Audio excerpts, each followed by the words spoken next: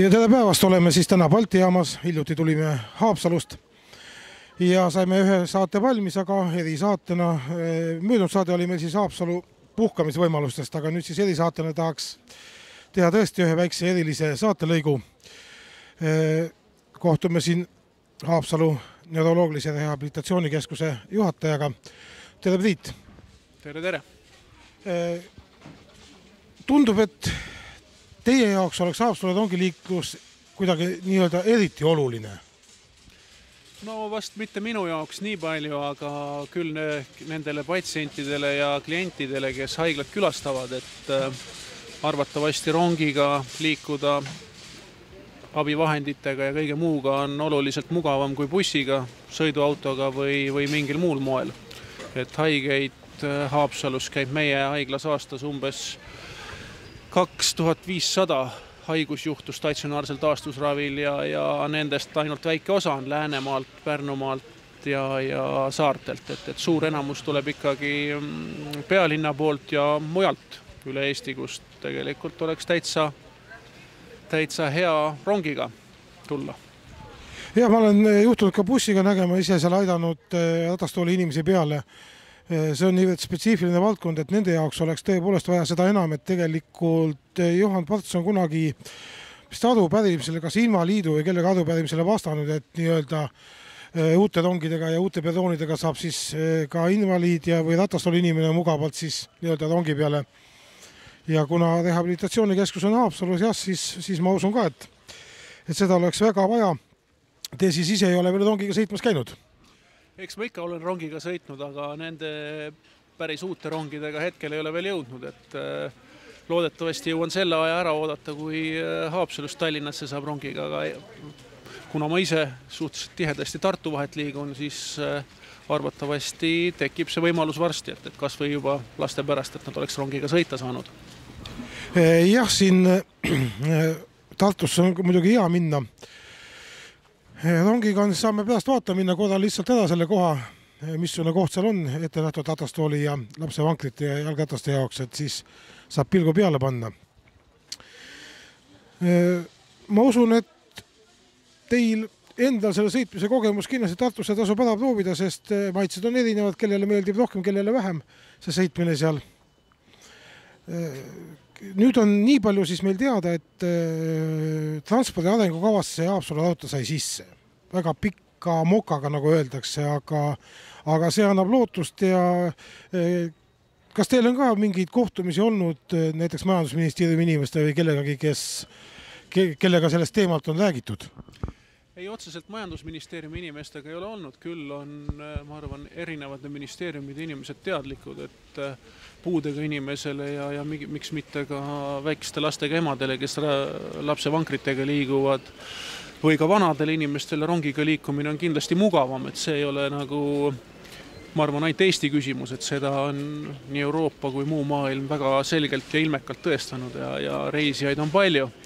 Mis veel meie majasse puutub, siis me oleme üks küllaltki suur tööandjad, et täna on ligi 140 töötajat ja osad neist töötajatest käivad täna autoga Tallinnas tööl ja käivad iga päev, et arvatavasti siis nii-öelda Haapsalu perifeeriat või regionaalses mõttes mitte nii kuuma kohta aitaks lähemale tuua ja kompetentsi Haapsallu juurde ja Haapsalu kompetentsi võib-olla Tallinnasse tuua see rong ka väga hästi, et mitte ainult patsiendid ja kliendid ei ole need, kes võidavad, vaid tegelikult potentsiaalsed töötajad samamoodi. Seda on hea teada jah, sellepärast, et erinevates aruteludes nende rongi sõiduplaanide üle ja võimalike asjade üle on plaanitud nii kiirronge kui selliseid, mitte nüüd kõikis peatuses peatuvaid, aga sellises suuremates, nii et kus siis saab elektrorongil ümber istuda ja kõik, et ühesõnaga see annab väga hea võimaluse.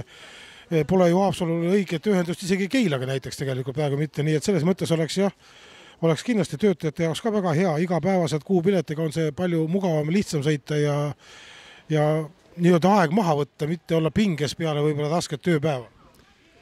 Jah, muidugi, aga iga rongiliiklusega kaasneb ka see, et rongijaamast tuleb ka edasi saada nii ühes otsas kui ka teises otsas, et arvatavasti tuleks siis läheneda sellele asjale kompleksselt, et et need teed, mis viivad sihtpunkti olulistesse punktidesse, oleks korras, et ei oleks ainult trepid, et oleks kaldteed õigete nurkade all ja nii edasi, et ainult rongist jääb paljudel juhtudel väheks, et kui siin vaadata Balti jaama ja kui vaadata siis Haapsalu raudteejaama ümbrust ja mõelda neid trajektoore lähema haiglani või lähema mis iganes spaani või mingi muu olulise kohani, siis seal tegelikult on arenemisruumi.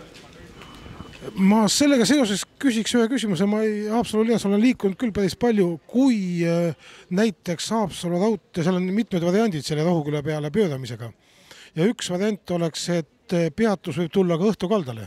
Kas see oleks natukene võib-olla ka mingil moel mugavam?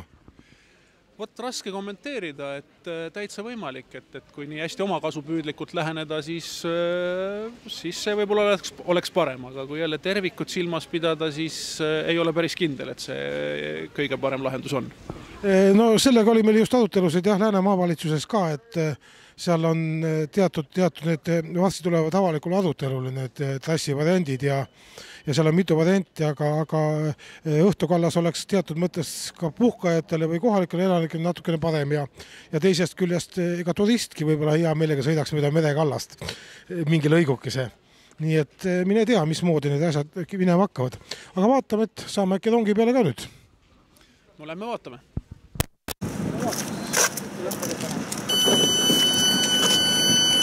See sisse pääs on hästi mugav. Ja siin on muidu siis palju see ilma tualett olemas keerub. See töötab hästi. Jah, igati head tingimused. Loodame. Ja olemegi nüüd siis uue rongi peal. See ei lähe küll Haapsallu, see läheb Aegviitu. Aga nüüd saime siis selle koha natuke üle vaadata. No mulle tundub, et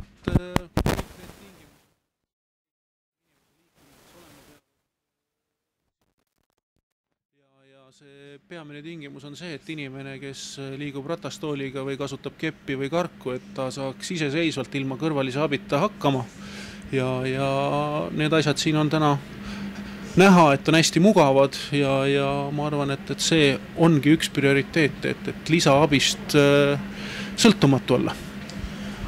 Usun ka jah, sellepärast, et ruumi siin üldiselt on muidugi see natukene kahju sellest, et see on nii jalgratturite kui lapsevankrite jaoks, et see peab olema parajalt piisavalt tihe sõiduplaan, aga ütleme Riisipere poole üldiselt seda muret väga ei ole, see on pigem nagu selline ratturi võib siin suvel palju tulla, aga ikkagi võimalused on ja kindlasti mingid alati saab lahendusi leida. Absoluutselt ja kui sellest ligipääsetavusest rääkida, siis ega ühiskond on vananev ja on lapsed, kes vajavad lihtsamaid ligipääsesuid ja tööealine terve inimene saab trepist ja ka keerulisemates oludes hakkama. Küll ma arvan, et vanemad inimesed vajavad selgelt sellist mugavat keskkonda ja ma usun, et rong selleks kindlasti on. Ei pea kuskile kõrgele üles astuma ega pikalt alla astuma. Ei ole vaja kaldteid ehitada, et kui ehituslikult on silmas peetud neid normatiive, mis kehtestatud on, siis see töötab hästi. Jah, täiesti nõus, sest uued perroonid on siiski kaldteedega olemas ja need on nii-öelda ette nähtud. Kitsaskohad on meil natukene need auto ülekäigud, aga nendega tegeldakse. Ministeerium kavatseb seal muuta normnõudeid, et ka nendest tõkistorudest paremini mööda pääseda ratastooliga. Aga aitäh! Suur tänu teile ja loodame, et siis rong saab varsti käima. Täpselt seda sama loodan minagi.